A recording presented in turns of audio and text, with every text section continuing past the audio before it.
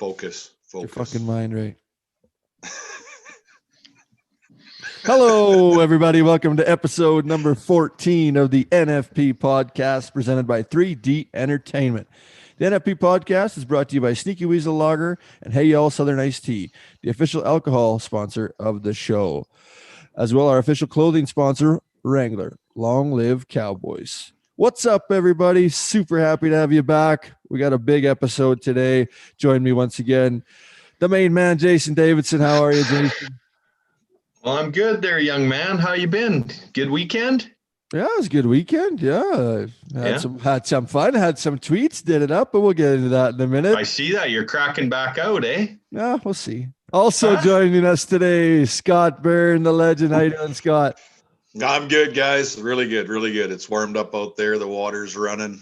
Man, I'm so excited for spring. Get out. Beautiful day. Not freeze my balls off. So I'm looking forward to it. Well, we can get right into it off the hop. So what happens is there should be a breathalyzer on Twitter, which there isn't before you tweet.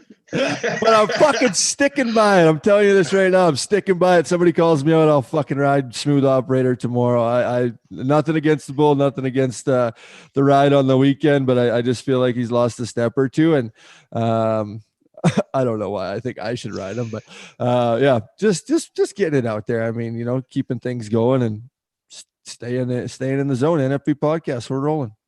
I have a couple of questions. Number one, who were you hooked up with on the weekend? Was it cousins by any chance? Oh yeah. Might have been a cousin or two around the ranch here. Had a Sneaky Weasel with and a Hey Y'all with, and one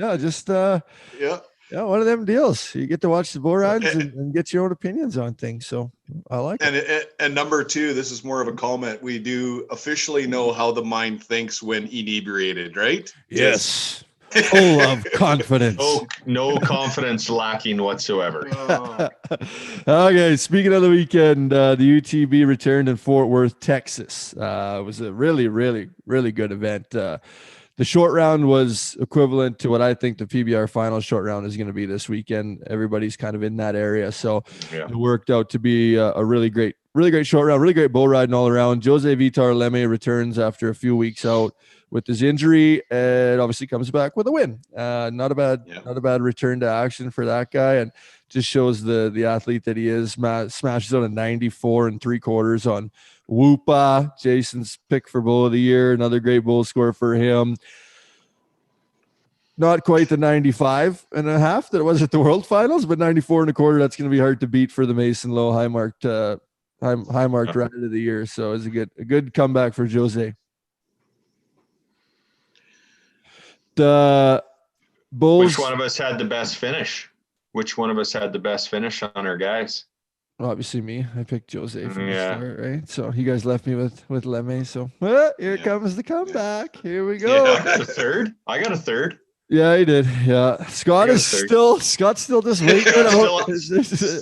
Scott's still on the LTIR as we got some hockey terms there. Injured reserve still, yeah, but he's coming. No cap relief on that though, Scott and bull riding. Sorry, there's no relief. That's all right. You know what? You got a good kid there. I'm still sticking by it. Hey, what do you always say, Jason? It's not how you start, it's how you finish, right? That's right.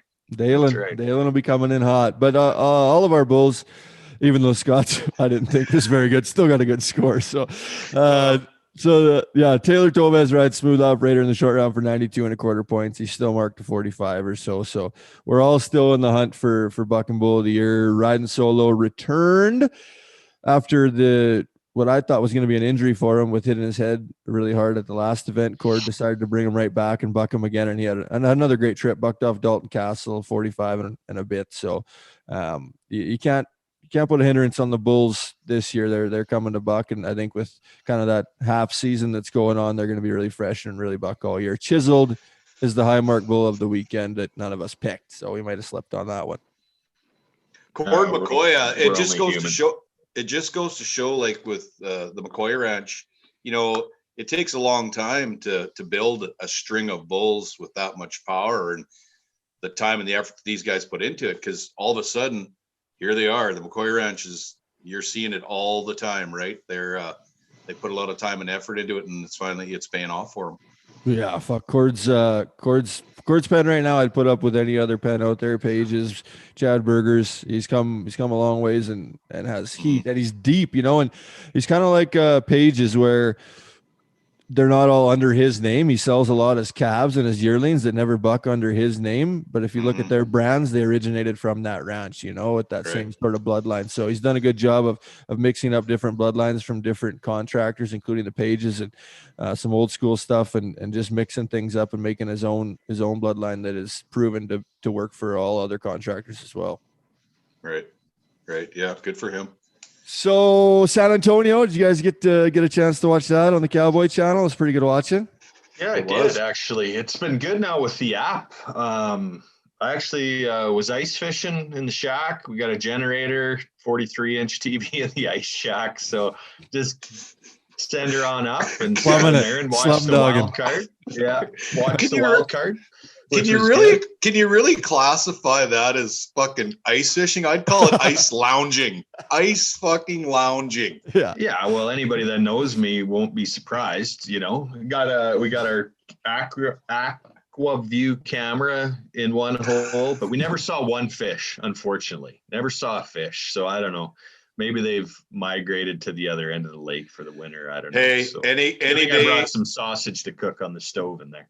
Any day out on the ice fishing, whether you see a fish or not, is a good day. I know. Yeah, it's way better than the city. I'll tell you that for sure. Definitely. Big moments in San Antonio. Yeah. Did you get them both in, Tanner? No, kind of. I got some of the wild card, and then I got the final round I watched, but I was obviously mixing in a few sneaky weasels, so I didn't get totally all of it, but I did get to see Colby Wanchuk. He comes from the wild card round, first place, and then smokes them. And and all of a sudden now he's in the top 10 in the world. Good for him. Really cool. Yeah, we had lots of Canadians, Kyle Lucas. Who else did we have? Kyle Lucas went to number 1 in the world. He's number 1 cap roper in the world right now. Yeah, that's pretty amazing. Good for him. It's good to see these young guys going and doing it and fucking making it count. Well, it's good to see the PRCA updating standings before Wednesday of the next week. I noticed last night I had a notification with the standings shuffle after San Antonio this weekend. But in a normal year, you'd wait till Tuesday night or Wednesday to see the updated standings from the weekend. So it kind of goes back to our previous guest with Jesse and putting the time in that nobody really sees, like Kyle Lucas, Colby, the Hay Boys, they've been going down there for 3-4 years now, and finally it's paying off. Their names you're seeing them in the bright light, seeing them at the top of the list, and there you go. Hard work pays off, right? So it's good. Good to see. Another good point on that too is those, everybody calls it like the one-hit wonders, or it takes one ride to take you from one level to the next, and it's. You worked your whole life for that moment. Yeah, that moment was the changing point or the turning point in career, but it wasn't just that moment that all of a sudden you became who you are. Everything that you did up to that point, now you get to live a different life, and he should go on to the NFR and be a professional, and he'll get to live as the San Antonio champion for the rest of his life. Colby Wanchuk. Right. That ride is that ride is, you talk about the defining point. That ride is the point that people get to see. Yeah, but there's lots leading up to it. Definitely. So that was really cool to see. Jordan Hansen made the short round as well. Got thrown off in the short round, but he got some money. He got some money out of there, so that'll help him on this winter. Is Jordan coming home? Do we know? Have we had a report from Jordan? Is he back in Canada or staying down? He's got a few more to go to. Yeah, last I talked to him, he's staying down there for a few weeks to try to get as many of them in as he can. Because as of right now, you come home, you got to do the quarantine for 2 weeks and go through all that. So you got to make it, if he's make it count, and have enough to go to. Yeah, correct me if he's a new dad and whatnot, so I know that can't be easy. But I don't know if you guys follow, talking about quarantine. Do you guys follow Kean Bext? He's the Rebel News guy. Yes. Anyway, he's volunteer, like he's traveling all over and documenting his Trudeau quarantine jail or whatnot. And one of his no. tweets was, I just saw two guys bolting for the fire exit in the quarantine hotel, and one of them had a cowboy hat. And I was like, well, maybe Jordan Hansen flew home. Exactly. Yeah. Got to get out of it. Speaking of Jordan, correct me if I'm wrong, but I think he was the only guy to ride 3 bulls going into the finals. Was he not? Out of that whole deal? I think he fell off one right off the bat. We talked about it.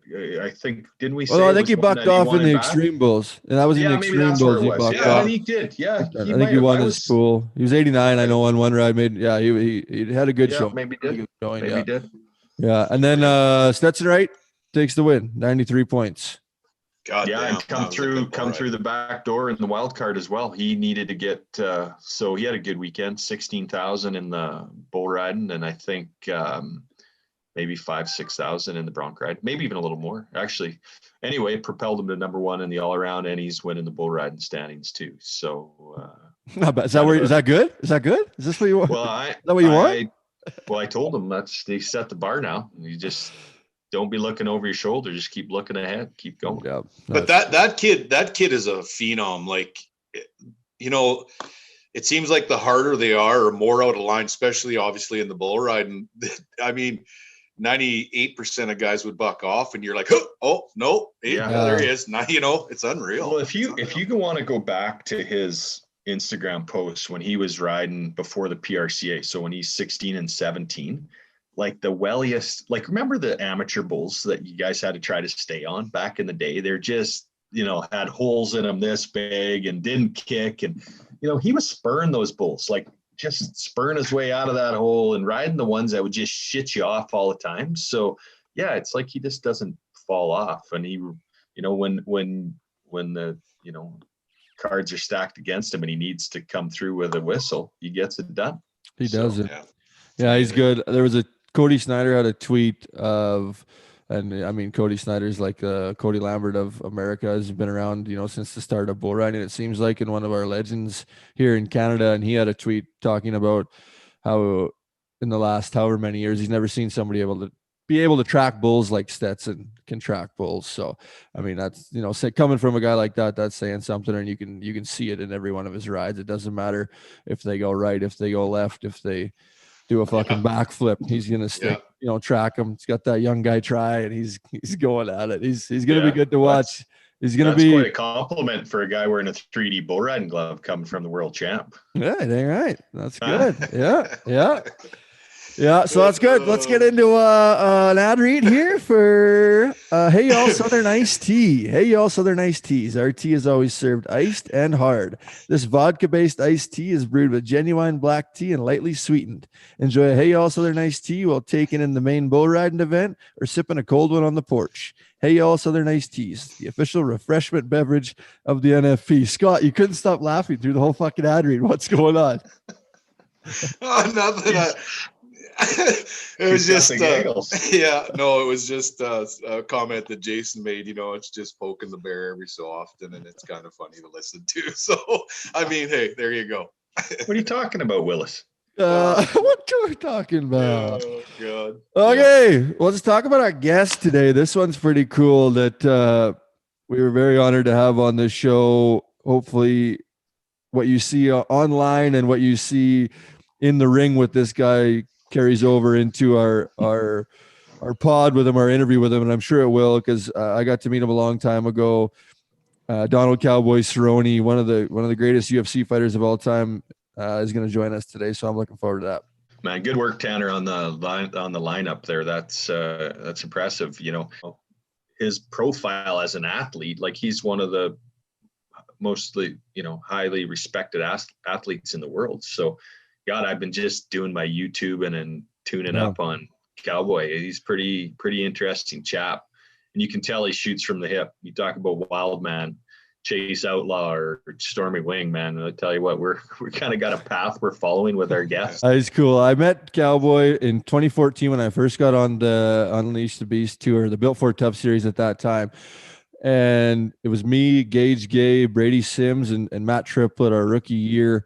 And we had media training. So when you get to another sports, hockey, you guys know about it. When you get to a level the media side of it is just as big as the riding side and all that stuff. So they want to make sure that you know that all eyes are on you now and to act this certain way. Well, they bring Cowboy Cerrone to do our fucking media training for us. And as I'm sure you hear in this interview, it's a pretty good guy to have train you.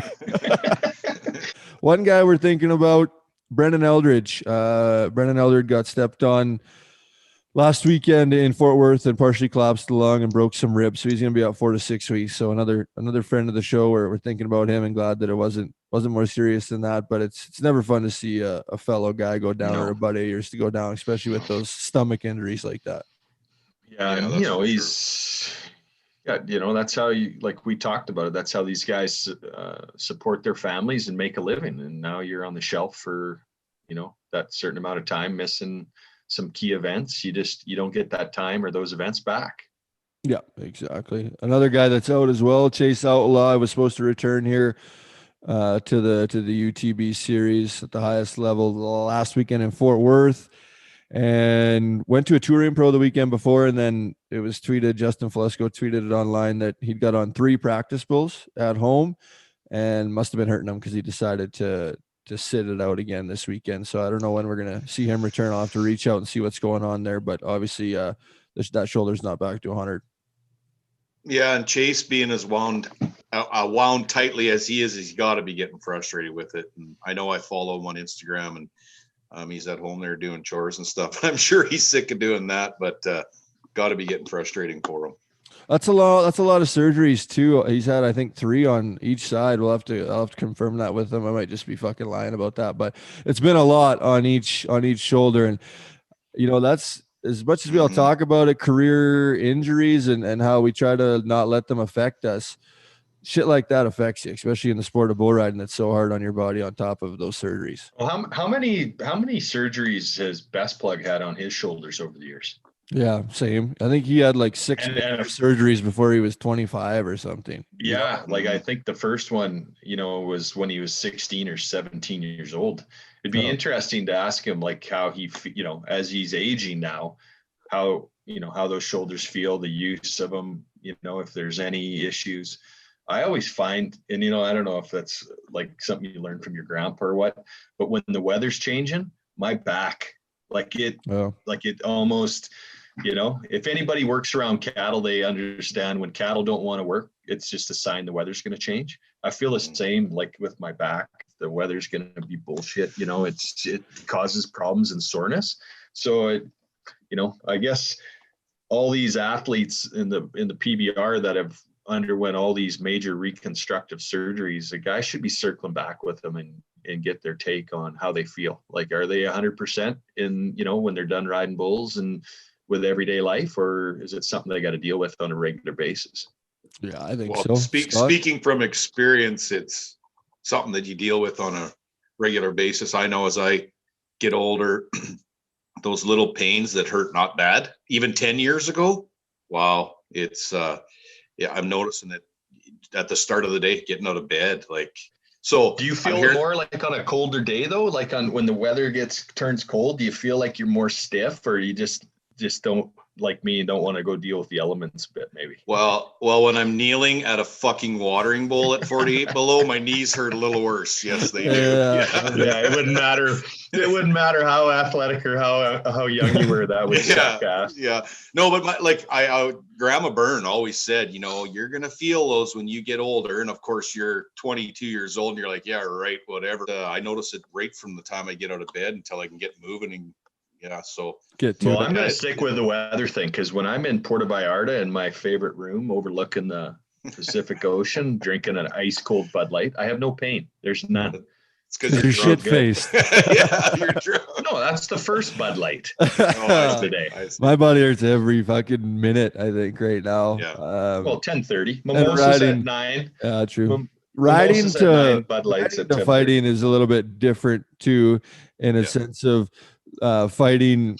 There's your injuries that you get from getting hurt or getting in those wrecks, but there's lots of days where there's nothing happens to you in that sense. You don't take, every time you ride a bull or even get on a bull, if you're 90 points, you're still getting the fucking, your arm, the shit jerked out of your arm, and you're landing on the ground. You know, every time that you tie onto a bull, even if it's the best ride of your life, it still wears you out, right? So I can attest to that side of it. Yeah, and I agree 100%. I mean, as a bullfighter, yeah, you take the shot and all that stuff, but man, it doesn't even compare, like you said, muscles and bruises and bangs and tears. It wouldn't even compare to what a professional bull rider goes through in his career. There's no doubt about that. There's a lot of stuff too that goes into like that's why I bring up Chase and his shoulders. Going back to my career of it, when I tore my groin, both my groins really bad, completely off the bone, and let them heal. But it might have been in my head too, but they never felt the same, you know, and you lose that confidence, you lose that, I feel like you lose that strength. And you see a lot of guys in their careers that you go back on and you're like, what the fuck, what happened to that guy? He was so good. And it's little things that maybe you don't know that they're dealing with that totally affect your game. You look at a hockey player, if he has that sort of injury, it's going to affect his game. Yeah. And mentally too. That's the biggest thing. Like you said, I was just thinking as you're talking about Chase, if after, we'll say 6 surgeries, that's when maybe guys got to change up their style of riding to compensate for what doesn't work as good as it used to. And here again, the mental game comes into play. So, or just pull a Robert Bowers and switch hands. Yeah. True. Yeah. True. Not many can get away with that shit though. No. JB did on that video that we posted the other day on NFP. He did that, but it takes a special kind of fucking human to do that. That's for sure. That's right. Even JB too, with the shoulder, he talked about it, that it feels better than it ever has, but you can still see in his riding, it still looks different than it did before. It was totally, completely torn apart. So all those things, as much as you don't want to admit or don't think that they affect you every time you get on the back of a bull. That's right. That's right.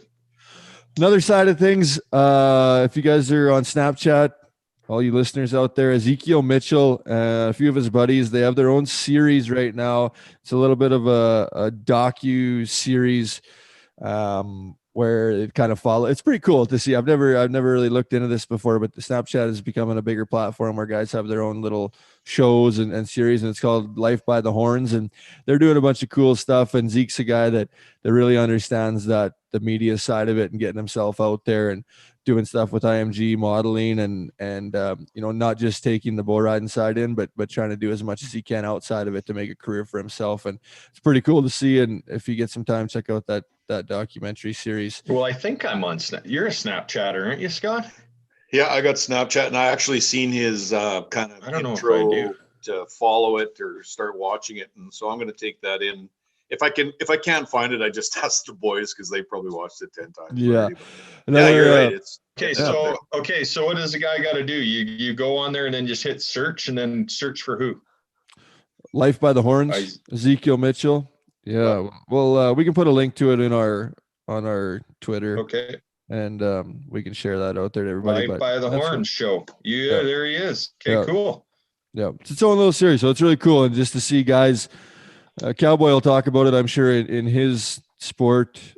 Our guest today with the UFC of how he's done things. If you follow him on social media, he's done some crazy stuff outside of the ring, and he's made a life for himself from what he did in the UFC, but from the brand that he made for himself and how he promoted himself and got himself out there. He's going to have a career afterwards. And guys like Ezekiel and it's kind of different, you know, it's hard because you want to focus on your job and you know, there's a lot of naysayers on that side of it, but I mean, fuck, you know, you look at Cowboy and he's has an acting career now, and you know, Zeke's going to do all this different stuff, and you got to brand yourself, and that's what gets you those endorsement deals and all that other stuff too. You got to do your job in the arena, obviously.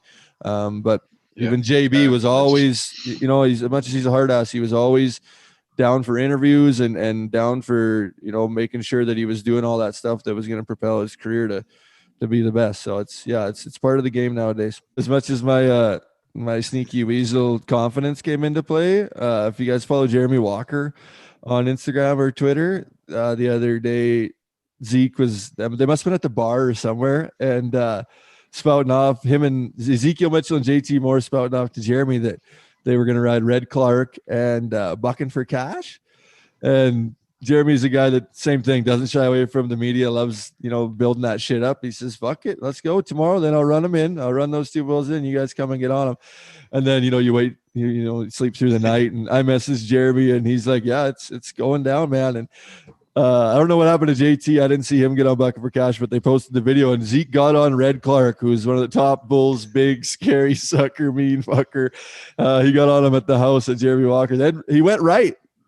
Red Clark went right and Zeke rode him a little ways, but yeah, I thought that was pretty cool to follow through with. Followed through with the drinking the night before. I've done that a few times. But to follow through with it the next day and actually tie your hand to that bull in the practice pen, I thought that was a pretty good story. And talk about promoting and drawing attention to yourself. Basically what it's all promoting yourself, man. There'd have been hundreds of thousands of people watching that for sure. Yeah, no kidding. Huge. Definitely. Yeah. Speaking of promotions. Yeah, we got something new. Our newest promotions. Yes. Manscaped. Fellas, check it out. Shave your nuts. They're going to thank you. Your significant other is going to thank you as well. Support for the NFP podcast is brought to you by Manscaped, who is the best in men's below-the-waist grooming. Manscaped offers precision-engineered tools for your family jewels. They obsess over their technology developments to provide you the best tools for your grooming experience. Manscaped is trusted by over 2 million men worldwide. We have an exclusive offer for our listeners, 20% off and free shipping with the code NFP20 at manscaped.com. Once again, 20% off plus free shipping with the code NFP capitalized, NFP20 at manscaped.com. So everybody go over there and check that out. It's everything that you need for your manscaping needs, which is well needed. I'm telling you, your significant others are going to thank you for it. Your balls are going to thank you for it. It's going to be something that you buy, you be a part of. You're going to get stuck and get hooked with it, and you're going to want to keep going. So check it out, manscaped.com, NFP20, 20% off. Let's go. Shave your nuts. Don't be a pussy. Shave your nuts. What about that might be the best promo code in the history of promo codes. It's a good thing I got hashtag NFP trademarked, or I think the bots would be stealing it from us every day. That's sure. Right. We're going to get some hats and some shirts and some merch here going too for everybody that wants to join the NFP movement. And as you can tell by our guests, whenever we get that question, it really works for every different lifestyle, and we get some good comments back on what it means to everybody, and it's definitely a lifestyle. So we're going to keep that going as much as we can. So the next event scheduled on the PBR tour is Glendale, Arizona, March 6th and 7th. They're going to try to go inside, go into some of these buildings. I don't know if that's going to happen. We'll have to wait and see. We'll keep everybody updated. If there's going to be fans, I don't know. It's hard to really put into words that they're going to let bull riders and the PBR, different companies come into these hockey arenas where they're not even letting fans into these hockey arenas right now. I don't know. It's up in the air for me if it's going to go or what's going to go on here in the next little bit. What do you think, Jason? Well, Vegas had fans last night, so that was good to see for the first time. What a game too came from. I think they were down 4-2 and ended up winning 5-4 in overtime. And Mark Stone, Winnipeg boy, played with the Brandon Wheat Kings right in Scott's backyard there. I watched him play a ton of junior hockey. And if you watch that guy score a goal or get an assist or just even on the bench when his team scores, like, man, he's just so into it. Like, he's such a competitor. Last night, he was the game star, 5 assists. He had 5 apples on 5 goals. Nice. And when he came out, I'm sure it's all over Sportsnet today, but his response to having those people in the stands were, it was unbelievable. I texted Chandler last night. Yeah, 100%. Like, that's part of the reason, excuse me, you play. And if you've ever been in T-Mobile for a hockey game, it's you can't even describe the atmosphere from the Saddle Dome to T-Mobile. It's not even, there's no comparison. So Chandler was just, it's just like, it was a sense of normalcy for the first time, in 10 months, well, more than that for hockey, or less than that for hockey, I guess. But, they've been playing in the bubble, which, that can't be easy. Talk about mental health issues.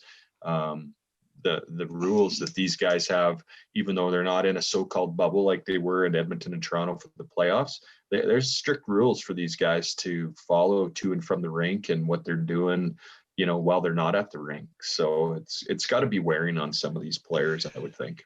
I had a phone call from a contractor here on Monday, and he's going with 3 events, rodeos, but he's going with 3 events.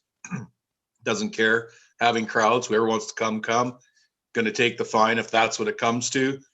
But he's done with it, and he's gonna. He said, if I got to be the guy to step out there and do this, and maybe people follow or don't follow, whatever, he said, I'm going to be the guy. So, I congratulated him. I mean, we got to do something. So I guess look at Montana, the Dakotas, Florida, like they're open. So if the data is correct, but you can't trust any news outlets, I think Trump did nail something, and that was the fake news.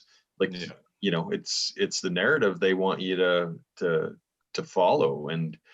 But if you follow those governors on Twitter or whatever, they're supplying the data, comparing Florida to California, and California was in some severe lockdown rules, locked right down. And if you just compare the data, it makes no sense. Why are we doing this to ourselves? I think, and also, have you guys been following this? Alberta put a vote out to have rodeo as their official provincial sport. Have you seen that? Yeah. And it's, last we checked, Braden and I this morning doing chores, it was 64% yay that it'll be Alberta rodeo official. Yeah. So, hey, there you go again. Little more promotion, but I don't know where the final number will end up, and hopefully we end up in the winning end of it. But hell, whoever put that together, good idea. I mean, really, let's be honest. Alberta is really known for that Western lifestyle, ranching, blah blah blah. So Calgary Stampede, greatest outdoor show on earth, man. Yeah. So if they can stick that hashtag or handle behind the province of Alberta, good for them. Awesome to see. Yeah, fucking right. So that's pretty cool. I haven't seen that. I'll have to get online and support that as much as we can. Check it out. As you say, that's huge promotion for the sport, and try to get shit going back again. Panoka, Calgary, try to get all this shit going again. Okay, I don't know about you guys, but I'm stoked to get with our guest, man. This is pretty awesome. Yeah. Fucking right, boys and girls. Donald, nobody wants to hear from us when we got Cowboy. I think this guy might be the biggest personality I've ever met. Like, talk about confident, know what he wants, and this is how I am. Take it or leave it. I don't know. I think a lot of people could rip a page out of this guy's book when you hear his story. Yeah, he marches to the beat of his own drum. That's 100%. All there is to it. And it doesn't matter what you say, what you think. He's going to live his life the way he wants to live his life. And, a lot of people should follow in that and not try to impress everybody else and just be yourself. So let's see what he has to say, though, because it's going to be wild. It's going to be fun. We're going to throw it to our interview with Donald Cowboy Cerrone. Our guest today holds the record for the most wins, most finishes, most fight night bonus, and knockdowns landed in UFC history. The beer drinking, ass kicking, bad motherfucker, Donald Cowboy Cerrone. Cowboy, what's up? What's going on, boys? Thanks for coming on, man. How is it? Shit's going good. Just driving home. Sometimes you guys know how to fucking haul state to state, so I ain't saying nothing to you boys, but the general public don't get it. You got to go have fun on the weekend and make the long haul drive home. Yeah, back to reality. Never the fun part is today. Right. So what were you doing? Can you touch on that a little bit for us? Following on your Instagram, it looked like you're at a pretty epic fucking event with Dan Bilzerian, Ken Block, the full crew. What do you have going on this weekend?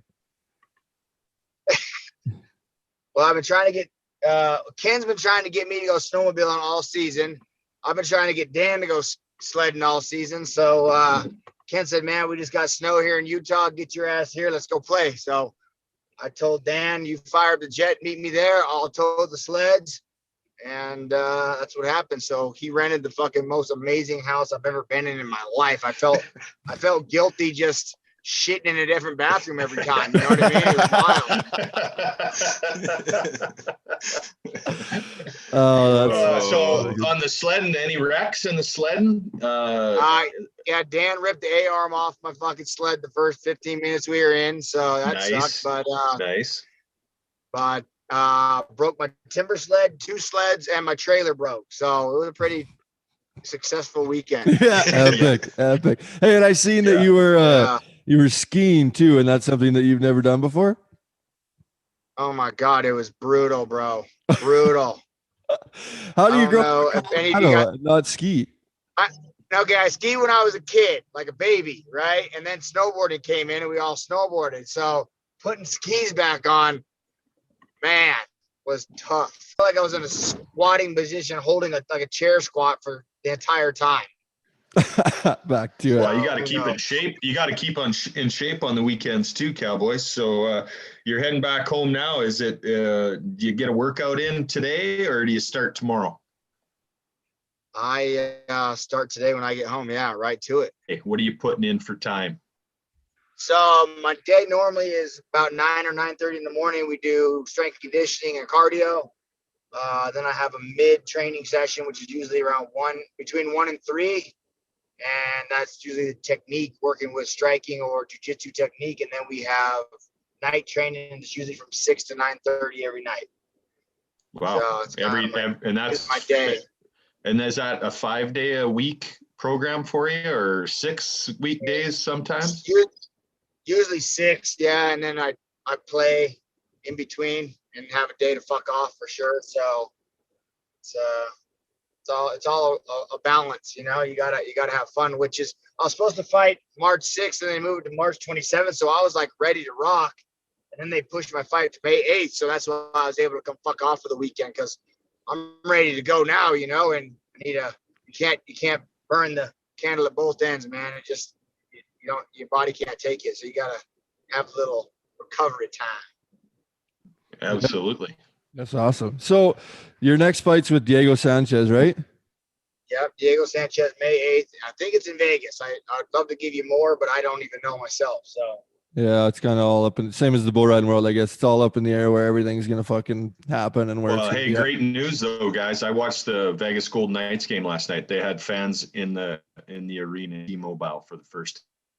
Oh shit! It was great to see. I'm not 100% sure on the percentage of the fans, but there was fans in the arena there last night.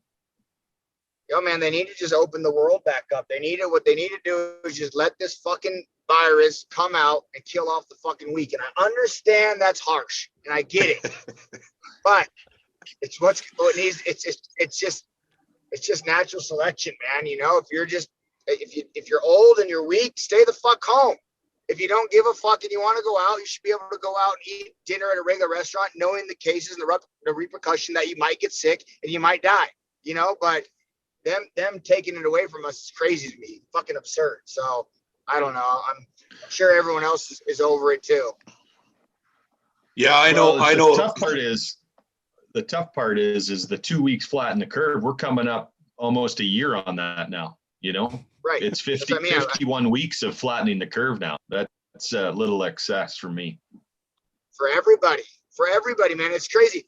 I'll tell you what, fucking 2 years ago, if you wore a mask into a bank or on an airplane, they're throwing you the fuck off. Yeah. Now it's you know what I mean? Now it's a thing. You can't even sit on an airplane without a mask. Like, come on. Or walk into a bank. It's crazy.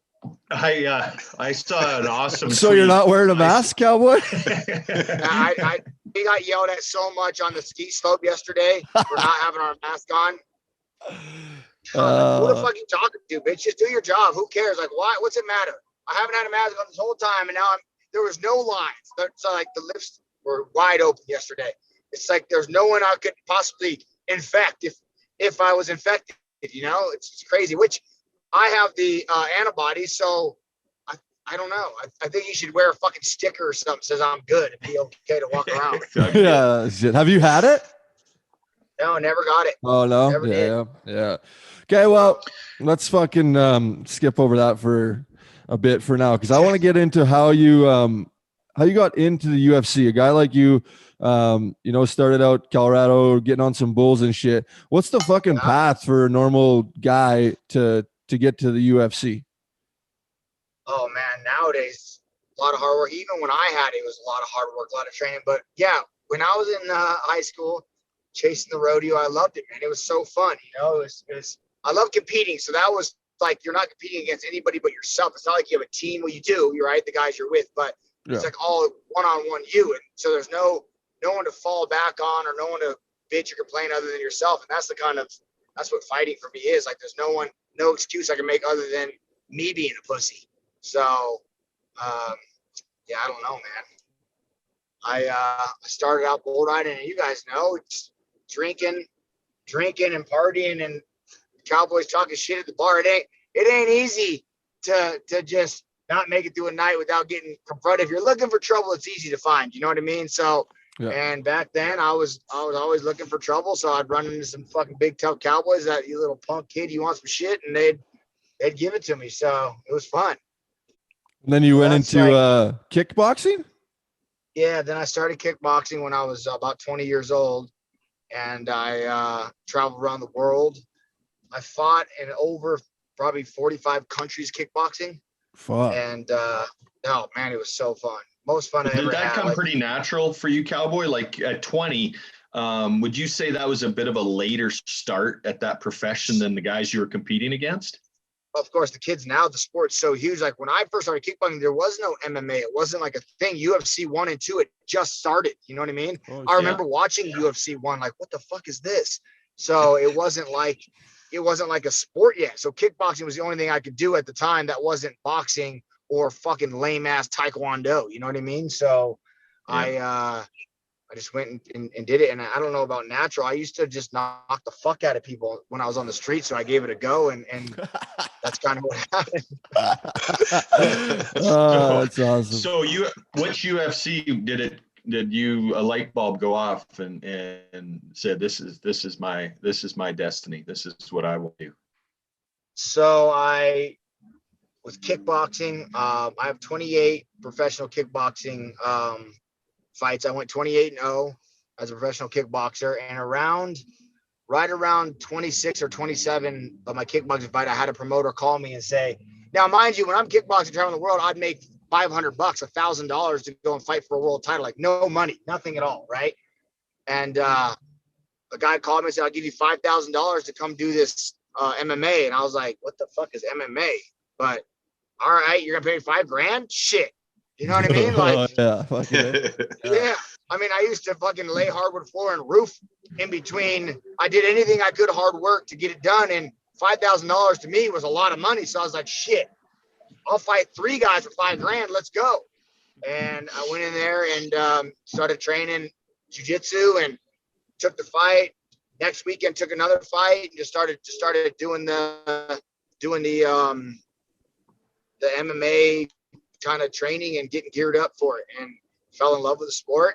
I didn't even know it would still, at this point, didn't realize it was going to be a career move or like a permanent job. You know what I mean? I just thought it was fun. I enjoyed it. Yeah. And then the tap out guys picked me up and put me on their looking for a fighter kind of tap out show they had at the time. I got signed with the WC, which now is the UFC acquired them and bought them, kind of like the AMG owns fucking us and PBR now, right? We're all under one umbrella. Same thing when that happened then. So that's how I got signed with the UFC. I just kind of got grandfathered in through the WC. And when I was in the WC, my very first fight, I made $30,000. And I was like, oh my God, this is what the fuck I'm talking about. Yeah, this is what I'm talking about. Yeah. And I, man, that was the turning point. I said, I think it's time to quit my job and start maybe taking this shit serious. Fuck yeah. So, how do you guys sign? What is the like, how does it work within the UFC? Do you guys sign a contract for a certain amount of fights, or are you on tour? Are you rated, or how do you stay on tour or get on tour? So you sign a fight contract, right? And which is really one-sided on their end. So at any time the UFC can cut me, release me, stall me out, hold me, I can't leave ever. My likeness is owned for life, and I'm under contract with them, so I could never fight for another organization or leave or go anywhere while under the UFC contract. And usually people sign, man, a 1 to 2, 3 fight deal. I always sign fucking 8 or 9 fight deals because I love fighting, so I didn't give a shit. And to me, UFC is where I want to be. That's where I want to end my career. That's where I want to finish out everything I planned, right? I don't plan on ever going and fighting for another organization. It's kind of like you boys, like the PBR. That's the fucking big deal, right? So that's the tits. Yep. Yeah. So it's like, man, but you guys, I understand, are allowed to still ride another rodeos locally, right? Yeah. Yeah. Or different associations and shit like that, as long as Right. it doesn't interfere. Yeah, we are not. Absolutely not. You're stuck. You're on a contract and signed right with them. Right. So you'll sign a contract. Let's say you come in, they give you a 4-fight deal. You'll get X amount of dollars to show, and you'll get X amount of dollars to win.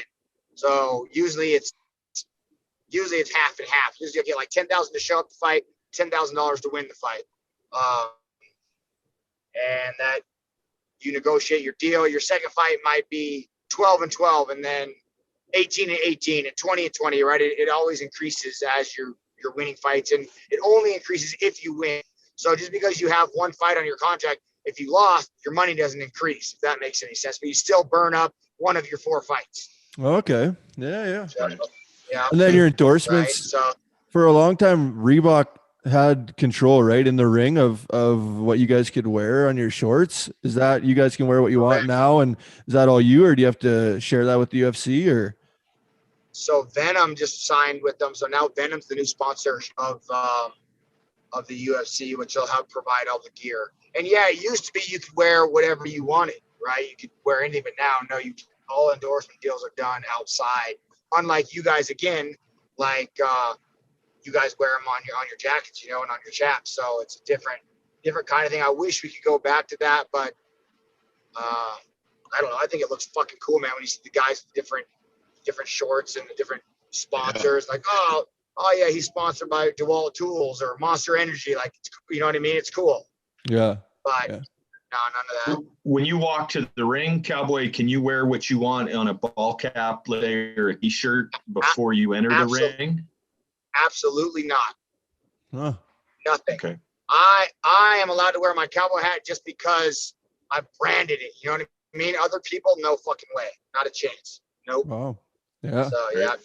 So that's almost grandfathered. That's grandfathered for Cowboy. He can wear his cowboy hat, and they're not going to mess with that. We're driving through this canyon, so I was making sure I didn't lose you guys. All good.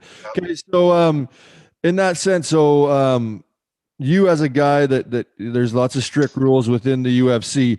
How have you? I'm sure you have been fucking pee slapped a few times, but how have you not been like kicked out, or like you keep building your brand and you kind of make it where you're like you can do whatever you want or say whatever you want because really they need you as much as you need them type of thing, or have you had lots of issues within the UFC? No, I'm not really, like, I don't do drugs. I don't get caught drinking and driving. There's a lot of things that I'm not a fucking total fuck up. You know what I mean? So no, I don't mean it that way. I mean it in the sense of the shit that you say and, like some of the stuff in the media. The things that I say, I get in trouble for. But like you said, I've kind of been grandfathered in. Like we have to sign a policy, like no riding horses, no motorcycles, no snowmobiles, no fucking extreme sports. Fuck. I don't have to sign that because if you're under contract, they can't have you sign a fight and then go get on a motorcycle and wreck and fucking, bro, you cost so much. If you're a main event in a fight and all of a sudden now you're hurt, the fight's canceled, you know what I mean? It's a cost the UFC a lot of money. So same thing with like football and basketball players, they can't ride any of that stuff either. But I've never pulled out of a fight. I've never not shown up. So I told them to go ahead, kiss my ass. I ain't signing shit. And they just let it go. So. Wow. So speaking of all that shit, the outside ATV riding, horse riding, you're doing the mounted shooting, the fucking water sports, all that stuff. And you've really built your own fucking city, the BMF ranch, the bad motherfucker ranch. Can you kind of explain for the people that don't know what the bad motherfucker, the BMF ranch is all about? Yeah, well, we started off, I wanted to build a place for the young and up and coming fighters to come train where there was no politics, no, I get mad at you for going and train here. See that my sport is really, it's a team-driven sport also, but the coaching staff are such fucking losers, man. They get mad. Like for you, if you went and got on a few bulls or went over a friend's house, that's cool. You're cross-training. You're like learning from somebody else. For me to go do that, it's like so fucking like, oh my God, how could you possibly go train with those guys? You know, I don't get it. So I opened up the ranch to allow anybody to come and train with no drama. I don't give a fuck. You come, you don't. And, yeah, we don't raise cattle. We raise bad motherfuckers. I teach these little pussies how to be men. So it's cool. What about the white buffalo? Where'd the white buffalo come from? That took me 10 years to find, man. 10 years to find her. Yeah, it took a long time. That's my queen, man. She gets royalty at the ranch, so it's cool. Oh yeah, cool. That's no shit. That's fucking awesome. So, and that's in New Mexico. For everybody that doesn't follow Cowboy already, go check that out and fucking go check out what the BMF ranch is all about. That's for any of you pussies that want to toughen up. Okay, what about obviously one of the bigger parts in your career so far? I don't know if it's big for you, but for outsiders, it seemed like a huge deal. But your Conor McGregor fight, I don't know what everybody in the game thinks of that guy, how it all works, and you know, it really seems from the outside looking in that that's kind of the golden ticket is getting a fight with that guy. Seems like there's more money involved. I don't know. I wanted to get your inside opinion on it and how you got that fight and what you thought of that whole experience. Sure. Well, I got that fight because I fucking earned that fight. That's how I got it. But what people don't understand, they think, oh, you fight Conor, you're a millionaire. Oh, you fight Conor, you fucking make all this money. No, bitch. I make the money that I'm fucking contracted to make. It doesn't matter if I fight Conor McGregor, if I fight Khabib, if I fight anybody. The fight deal that we talked about earlier, that's my contract. They don't change. It's not like, oh, you're fighting him, re-up the contract. You know what I mean? It doesn't work like that. So people think just because you get a big name fight or a big fight, all of a sudden you're just retirement, living on the beach. Fucking doesn't work like that. So, but yeah, I mean, the fight happened. Conor wanted the fight. I fucking was on the biggest stage I've ever been on in my entire life and blew it. You know, it sucks. It's a shitty feeling. I got no problem looking myself in the mirror and saying that I stood in there with the best, you know, and I fell short. I got no problem saying that. Or a lot of people are like, you fucking threw the fight. How could you? You fucking must have bet money against yourself. The UFC paid you off. Like, yeah, for one, I'm a fucking man, and no one's ever gonna fucking buy me, bitch. Like, it's not gonna happen. So, he was just better that day, you know. And I don't know. Who knows? You know, I agree. There's so many comparisons in this conversation to rodeo and bull riding and bullfighting. Right. You know, when you maybe get beat down or who cares what anybody else thinks, but it just makes you fucking want to kick more ass to get up and go harder. Right. Yeah, absolutely. Oh yeah, absolutely. You got the McGregor fight a while back. You've had a few since then. You got the Sanchez fight coming up. Obviously in the media, everybody's talking about how much longer you're going to go with 36 wins, all these fucking records being, you know, really the greatest in UFC history, and definitely in our opinion, but in lots of people's opinion. How long are you going to go, and what keeps you in the game? What keeps you fighting? Yeah, man, I've had a rough, since McGregor loss, I've lost 2 after. I don't know what it's been a fucking shitty good. And I'm going to explain to you why. It's really easy. It's hard to be hungry when you're full. If that makes any fucking sense to you. Fucking right. Oh, it's that's hard huge. for me. Yeah. Not anymore. I had right. So it's hard for me to have the money in the bank account to fucking get up and go push myself. I reached a point in my career where I was like, man, fuck it. And now I look back on that and those losses, a couple of those fights, like the Anthony Pettis fight, my very last fight I just had, I should have got a fucking draw. I should have went there and gotten fucking beat his ass, you know? And I'm more motivated than I am right now than when I fucking started. The Diego Sanchez fight has me fired the fuck up, but I got back into a lot of jiu-jitsu tournament. It got me fucking lit the fire, man. I got a lot of training that I've neglected to do that I've started doing again. So I'm excited. How long am I going to go? Until I'm not having fun anymore. That's when I'm done. When I go in there and I no longer fucking get the butterflies and I no longer enjoy what I'm doing, I'll fucking bow out. But until then, man, I'm fucking kicking ass, baby. I love it. It's like you guys getting on. Scary. It's scary. You're worried. There's so many nerves and excitement. And did I do enough? Did I not do enough? You know, is he gonna come out and what's he gonna do? You know, you don't know. It's the unknown. That's the greatest feeling. So when I know that I hung that, I won't do it anymore. Well, I love that line. Hard to be hungry when you're already full. I'm never going to forget that. I think that that is layman's terms, and you talk about Cole's notes or dumbing it down for the average person to understand something. That's a mouthful right there. I love it. But you said something about when until that fire burns out or the butterflies. We can all attest to that in our disciplines, going into an arena, doing what we do, and I would like to know. What that is like, Cowboy, when you get to, let's say, T-Mobile or the biggest stage, maybe it was against Connor, and how your day looks, like that day, like how does that day play out for Cowboys right there? Well, first, let me touch on one thing before I get into that. I mean, you're talking about the biggest stage. You guys also have the same thing. You have the same consequences. Like, you could be great practicing all week, your whole entire preparation to going on and riding for that rodeo or riding for the fight that I have coming up, right? Everything can be smooth sailing.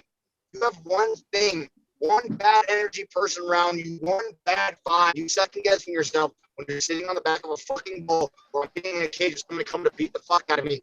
Shit can happen. You know what I mean? A lot of bad can happen. So what does my day look like? Some days is sitting around, just hang out, wake up, you try to sleep, you can't sleep because all night you've been fucking dreaming about a dude. How queer is that, right? All night long I dream about a dude. How fucking lame is that? And I don't sleep.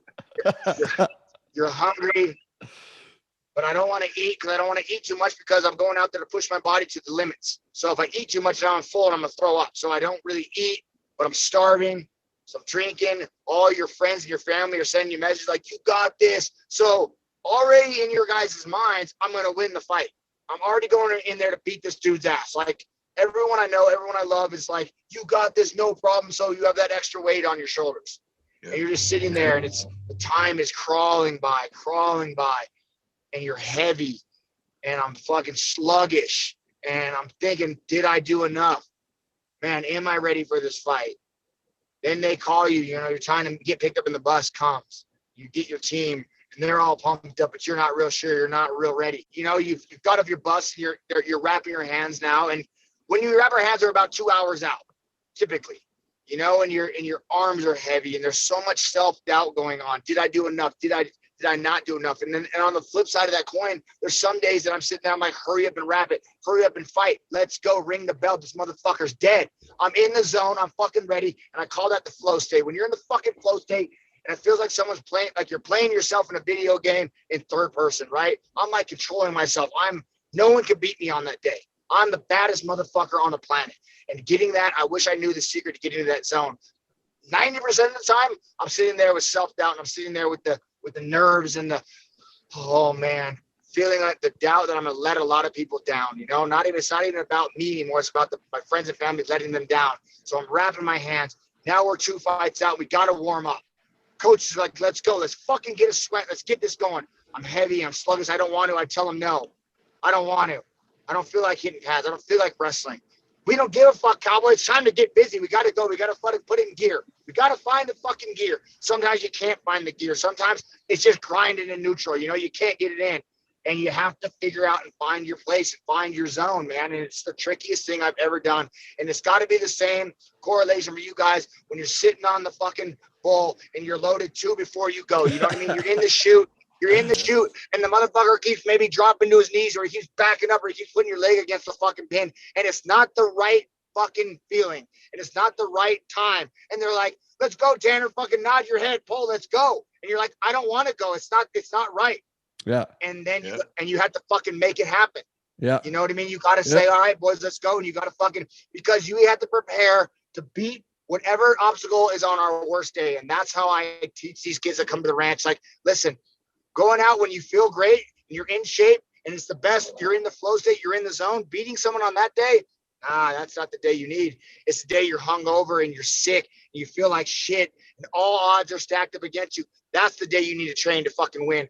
That's how you're a fucking winner. You know what I mean? On those days when everybody else would say no, you say fucking saddle up, bitch, let's go. And those are the days that I need to be ready for.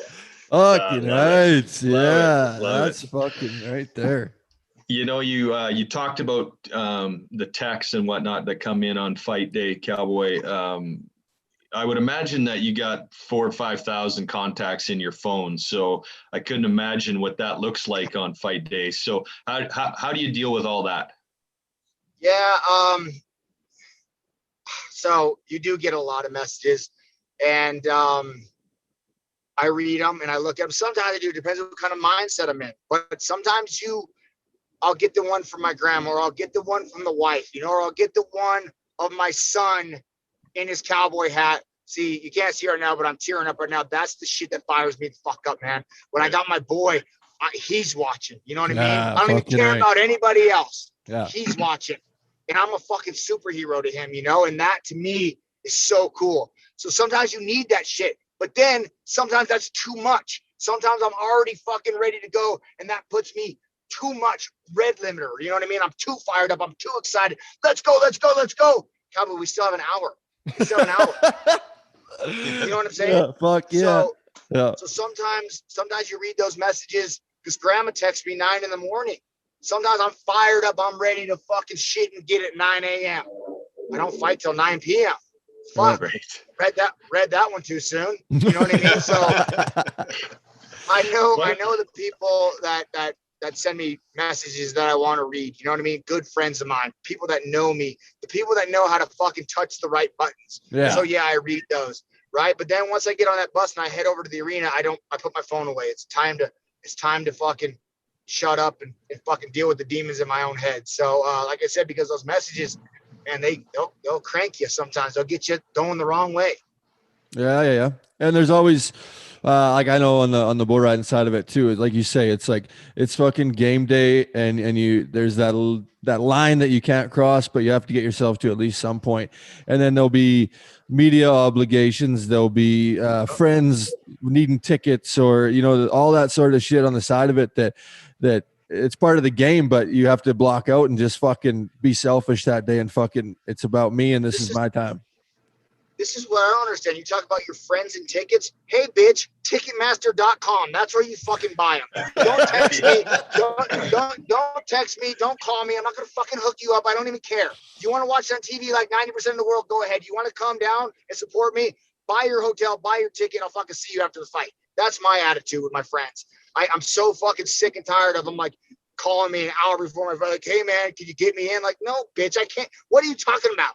Go spend $39 on my fucking ticket. So yeah, I'm with you on that. And so if anyone's listening and you have anybody competing, be a fucking grown up and go do it on your own. Leave them the fuck alone. I'm in the event business, man. I can relate to that. Yeah, you got lots of friends 1 week out to the event, don't you? My God. Dude, hey, Cowboy, train hard, play harder is your motto a lot of the times. Yeah. Okay, so all the time. Yeah, absolute legend, fucking wild man. As you just were talking earlier, just hanging with Dan Balzerian and fucking Ken Block, living the life. The injuries though pile up. I looked into some stats, and it says that you've had 24 broken ribs. 24 times you've broke ribs. You broke a bone in your foot over 40 times, and you got in an ATV accident and lost 12 fucking feet of intestines. Yep. What happened there? Yeah. Keep going. Just keep going, Tanner. He's just taking it all in. Yeah. The ATV accident was, we used to race Banshees back on the track, and we kept going around this fucking double all day long, not hitting it. And my buddy on a 300 fucking KTM 2-stroke ripped it, yang, and snapped it. And I was like, fuck it, here I come. And I snapped right after him. And about halfway through the jump, I said, this is going to be bad. And I tried to bail off. I got tangled up in the quad. I hit first. The quad smashed me on the back. And the tear you have on my stomach is actually my stomach. It ripped open like a grape. I was like holding my intestines in my hand, waiting for the fucking flight for life to come pick me up. So it was wild. Yeah, broke all my ribs, broke and crushed my lungs. It was a painful couple hours for sure. Didn't you get pronounced dead? Yeah, I got pronounced dead. That was the first time I died. Fuck. Yeah.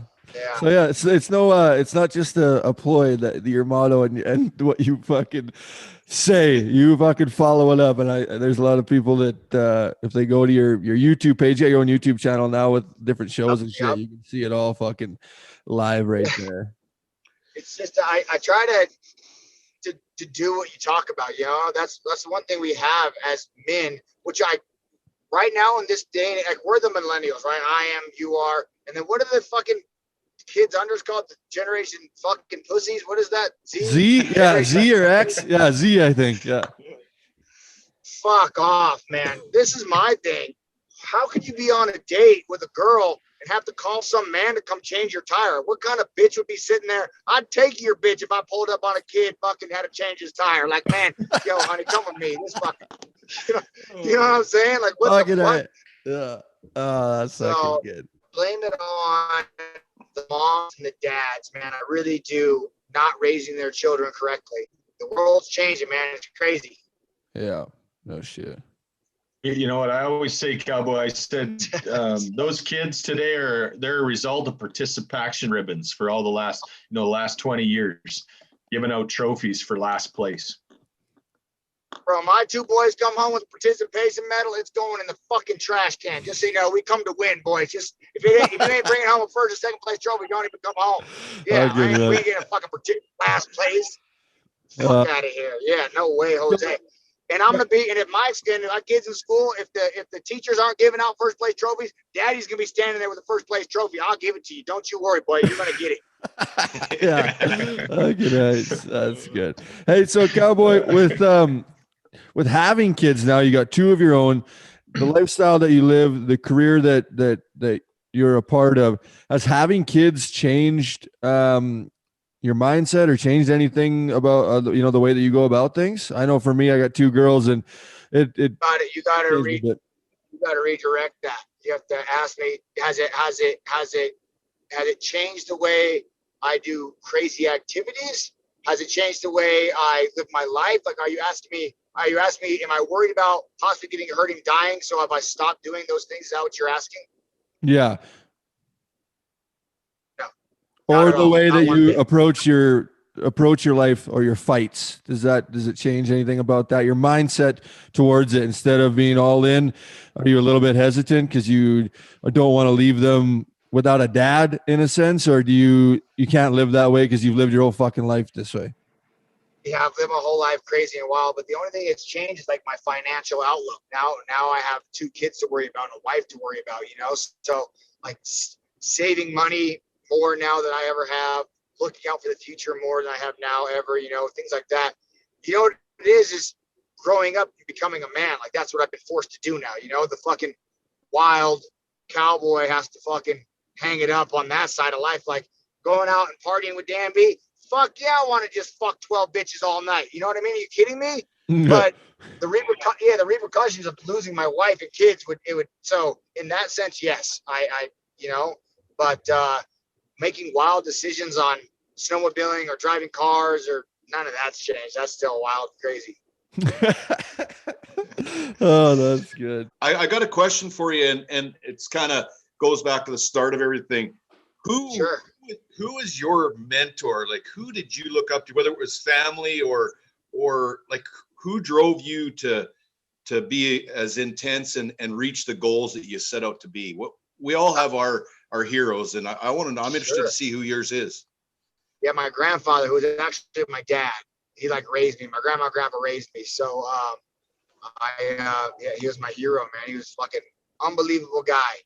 Had a stroke when he was halfway through medical school. He was 21 years old, had a stroke, lost all his memory, ability to walk, relearn to walk, great work ethic, and how to live life and to the fullest. And so that's the man I look up to. And he passed away. You want to talk about the hardest fight I've ever had in my life? My very first UFC fight I've ever had. My grandpa about 5 weeks before the fight, goes to the hospital, and he's in there sick, and I fly down there, and I'm with him, and he tells me, "What are you doing here, boy?" And I said, "I'm here with you, you know?" He said, no, you signed with the UFC. We knew this day was going to come, and get the hell out of here, go train. On speakerphone, as I'm walking to the cage, my grandpa fucking dies. It was like the hardest thing I've ever dealt with in my fucking life, man. Like, my best friend, Leonard Garcia, had the phone on speaker, and I just seen his face go, like, just numb. You're fucking kidding me. So as I'm walking to the fight, the man that I look up to the most, the moment that I wanted him to see didn't happen. You know, it was wild, crazy. So y'all got me teared up. You know, it's crazy. That's heavy, man. That's real heavy. Ooh. Holy shit. So, wow. That goes in the prelogue in your book. When you write your book, that's how you kick it off right there, man. You'll have everybody's attention right there, Cowboy. That's some heavy stuff.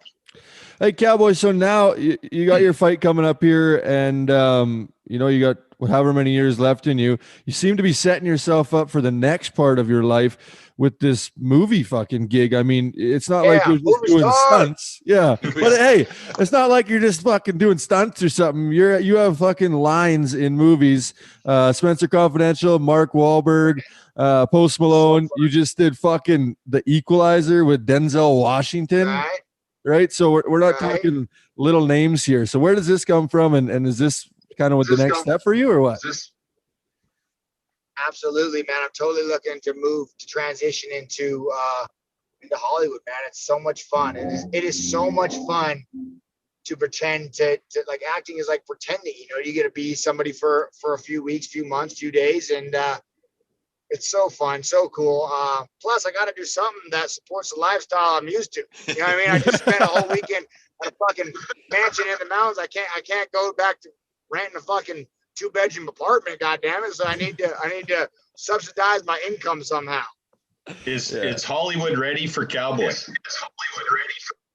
God, I hope so, man. I've been I've had a couple of offers I had to turn down for this fight I got, but as soon as I'm done fighting, I'm gonna give it everything I got and move forward into acting 100%. And the stunts is so fun. It's like, hold on, you're gonna pay me to drive that semi truck through these cars? I'd have done that. I'm not gonna let you know that, but I'd do that for free. So, so how did that come about? How did that opportunity come to you in the first place? Through your fighting career? So I was in LA flying back to Albuquerque. Papa Dash, we call him. Jeff Dash now is his name. He's a amazing stunt coordinator. And I was in the airport, and he sat down, started talking to me. He goes, "Hey, do you have any interest in ever doing stunts?" And I was like, "No, not really." Okay, before I tell you the story, I have to tell you, do we have enough time? We're good on time. We're good. Fuck, we're good. What's all you, bro? A movie called Felon came down to Albuquerque, New Mexico. They came to Jackson, and they recruited a bunch of us to do a movie. They wanted realistic fighting in the background of a prison scene. So we sign up, we go. It's my first time ever being on camera in a movie, and I fucking hated it. I'm explaining to you why. The people on the movie talk to regular people like you're the worst person alive. Like, just their attitude, how they hold to people drives me crazy. Well, we go to a prison in New Mexico. It's where they filmed The Longest Yard. It's like a famous prison. Anyways, this prison has a gas chamber in it. You can't fucking tell me there's a gas chamber and then followed up with, but you're not allowed to go look at it. So I go down to this gas chamber. Well, one of the people that I talked to you about that talk to people like they're crazy, come down there and fucking start pointing his finger in my face and talking to me. And I started looking around the halls thinking, who the fuck is this guy talking to like that? Like, I'm gonna mop your motherfucking ass. You talk to me like that. So I got thrown off. That was my last. I got kicked off the movie. Left a bad taste in my mouth. So then I meet Jeff Dash now a few years later. He asked me if I ever wanted to do a movie. And I'm like hesitant. Like, man, I don't fucking know. Like, he's like, yeah, you were there as an extra, man. Like, it's a different thing. I want to bring you in as a stunt guy. You can ride a horse. We're shooting this Western. It'd be awesome to have you. And so I said, okay. And I went out and started working with him, met his son, JJ. And him and I hit it off, man. And I've been doing stunts and working with them ever since. So it's unbelievable, man. It was tons of fun. So the first one left a shitty taste in my mouth, but now I love it. Yeah. And now it's turned into like, because stunts are different from like fucking speaking roles and shit, or the Spencer Confidential one, did that come from they needed a fighter to fucking kick the fuck out of Mark Wahlberg, or how did you get a speaking role in that one? All right, so Papa Dash calls me and says, "Hey, I need you to fly out to LA. Where we got to meet with Pete Berg, which is the director." I said, "Sure, I'll come out there and talk to him. No problem. What do you want to talk about?" He goes, "He wants to know your perspective on fighting." I said, "Sure, I'll be right there." So I jump on a plane, fly to LA. Now there's like 12 people in this waiting room as I walk in, and I don't pay any mind to it. I'm like, "Oh, okay, sick." And I kind of just went in, and Dash and I was in the meeting. I go in there and I start talking to Pete Berg, and I explained to him how I think a fight would happen. I'm so sick of these movies where they have these girls hitting guys. I said, one fucking hit from a dude would floor a bitch. I'd be it. You'd be done. She's not getting up. It's not happening. And like these John Wicks where they fucking 75 hit combo 30 people in a row, like you'd be so gassed out. It would never happen. Like the realistic is not there. And Pete Berg said, "You think you could do better?" And I said, "Well, I think I could make some fights." And he goes, "Okay, you're hired." And he hired me on as the fight coordinator for the whole movie. Oh, and I was like, "What do you mean I'm hired?" He's like, "Yeah, I want to bring you on, and we leave in a week. I need you to come to Boston." So I was fighting Mike Perry at the time, and they brought me to Boston, flew all my coaches out, got me a house, and fucking paid for all my training. And all I had to do was go down there and design these fights for the movie. So the Spencer Confidential, every fight scene in there, I got to design. It was insane. It was so fun. Oh, right on. Yeah. So I made $12,000 a week to train for a fight. It was fucking unbelievable. It was so cool. That is awesome. They talked about Mark Wahlberg talking about, Cowboys never actually fake fucking kick the guy. So it wasn't like, I don't think he knew that what half speed was to me, because he could kick the fuck out of me. And there's a video of and half speed was it? Speed was it? It was barely, yeah. And so when you kick, Mark is such a cool guy, you guys. Such a cool dude. He was like, out of all the like celebrities that I met, he was like the show Entourage. That's really based on him. Like I met the real life Turtle and drama. Like so. But my thing is like when you're on a movie set, most of those big actors get their food. They go off to the trailer. Dude, Mark would sit there and talk with everybody. Kids would come up for pictures. He would stand and snap a photo with everybody. And I was like, that's who I want to be. If I ever make it to the fame like him, I want to be the guy that stand there and take pictures with everybody and shake their hands and am grateful for where the fuck I am. It was really cool to see.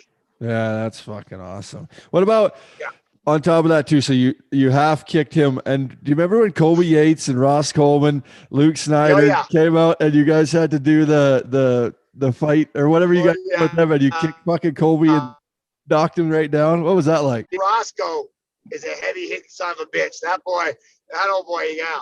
So that was fun. I just fucking gave Cody a good one. That was just for me. Ross gave me the go ahead. He green lighted his ass. So I was like, all right, fuck it. It looked like somebody shooting a fucking gopher in the field. Just folded him, man. Just fucking whoop. Is that kind of how you got involved with the PBR to start with, or did you have some ties to the actual PBR organization? I've been a fan waiting for that. Always going to watch you guys come down to the pit in New Mexico. I'm there.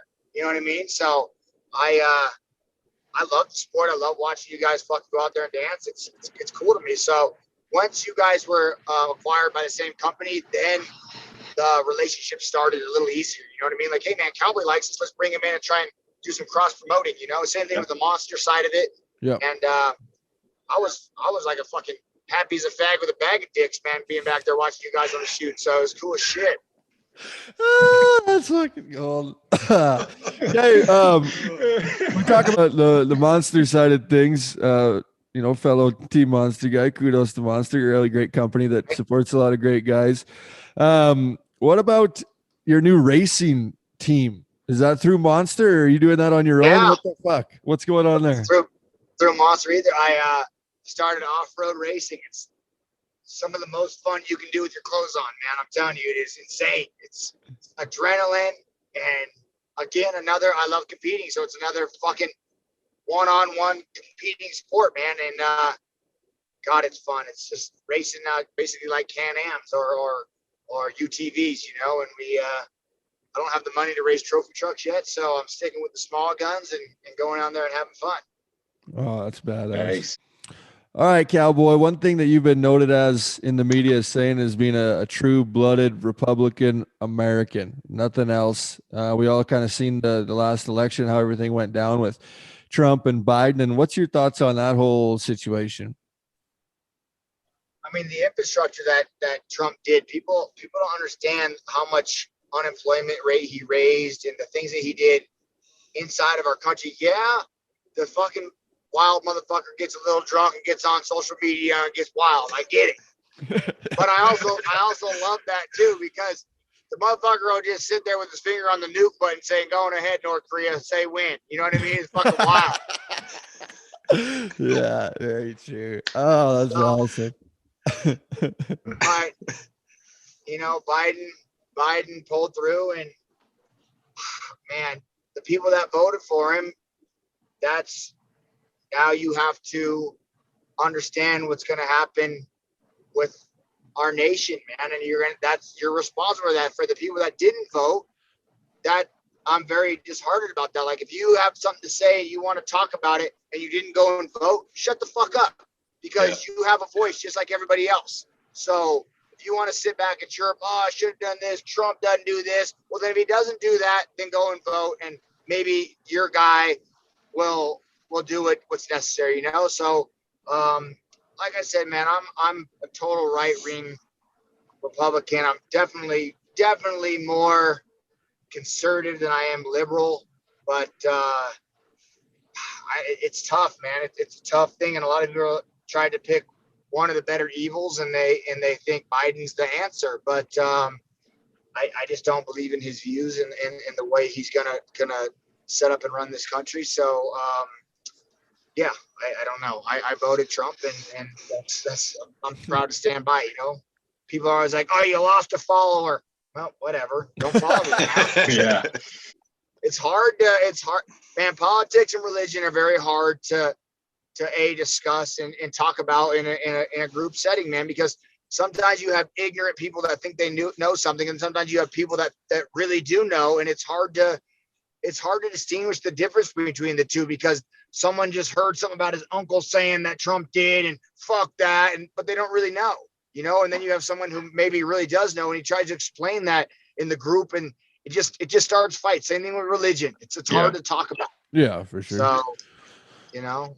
Cowboy, do you think there is something wrong with the voting system in the U.S. like they've all been claiming? Was there some shit that went down that shouldn't have? What's the deal? Like, that's the same you just saying.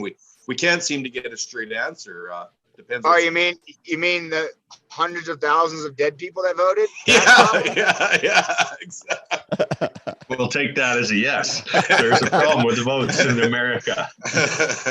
It's funny. It's just like they need to have, I don't know. I get the COVID thing screw everything up. So the mail-in ballots and we need to just distinguish some kind of a better system, right? Where everyone's got to go in, scan your ID, vote on go in and do it, or the whole world does a mail-in. You know what I mean? It's just, I think the mixed batch is where the problem lies, you know? Yeah, for sure. I don't know. Talk about recounts and I don't know, man. Who knows? Well, we'll try not to get too much into that. As fighters and cowboys and bull rider bullfighters, we probably don't have all the fucking answers for that side of the world anyway. So we'll stick to what we know best and fucking do it our jobs. But I think we could keep some guy. I think we can keep people in line, though. I got to give us that much. Well, Cowboy could. In line. I don't think you could. Well, he'd be on our right for sure. Gotcha. Cowboy. So, Dana White, he's recently bought into some bucking bulls and is with a guy that's taking some bulls to some PBRs and stuff. Is that something that would interest you at some point in your career, the bull side of it, or what do you think of Dana joining in that side? Did he ask your opinion on the whole thing, knowing that you're tied to it? No, but I talked to him a few years ago. I did the backseat bucker program. I did two seasons of that, and it was a ton of fun, man. I enjoyed the shit out of it. So it's cool to see him getting into yet another venture. You know what I mean? But I think it's cool to have different, because it brings another demographic of people towards your guys' sport, which is awesome and unbelievable, you know? So, it's cool. Definitely. Yeah, it's huge. We've held you for a long time here. We appreciate you being a part of the NFP podcast. It's fucking awesome, man. And you're a straight shooter, and that's what we're all about on this pod. So that's awesome. And Scott's got our infamous question for you. Well, Cowboy, it was great to listen to you, and man, I had goosebumps fucking 10 times with some of the shit you said, man. It was awesome. Well, being a bad motherfucker and the owner of the Bad Motherfucker Ranch, this podcast is the hashtag NFP podcast. We want to know what your take is with those 3 letters mean to you, NFP. NFB. You know, to me, raising your kids, we talked about raising your kids and being brought up in the world we are today. You know what I mean? And it's about being a tough man's man, I think. And, you know, and to me, that's the most important thing you be, when I could look you in the eyes and shake your hand and you know, like, oh, he means business. You know what I mean? He's not limp wrist and fucking give me a little bullshit shake. And he knows how to fucking get down and work. Like right now, if the world ended and the apocalypse started, I'll tell you who's going to live. Me. I'm going to fucking go hunting. I'm going to skin a fucking buck. I'm going to fucking live. That's how I was raised. I'm going to make it. I'm not just going to wrap myself in bubble wrap and be like, oh God, I hope they come out with a vaccine and we all fucking make it. No, bitch, I'm going to fucking buckle down, do what I got to do, get to work and do what I got to do. And to me, that's what being a bad motherfucker is. Across the board. You know, if you got to work hard to earn it, work hard to earn it. You know what I mean? And so to me, that's what it's all about. Down to the fucking roots, down to the core of it is fucking be a man. Do what the fuck you say you're going to do. Damn. Motherfucker, that's the best one yet. That's the best one yet. That's solid. Okay, Cowboy. Well, fuck, once again, we appreciate having you on the NFP podcast presented by 3D Entertainment. We're going to have to do this once this fucking world opens up a little bit. We'll fly down there into New Mexico and we'll do a live version at the BMF Ranch and take in what it's all about. We appreciate having you on here. The NFP podcast presented by 3D Entertainment.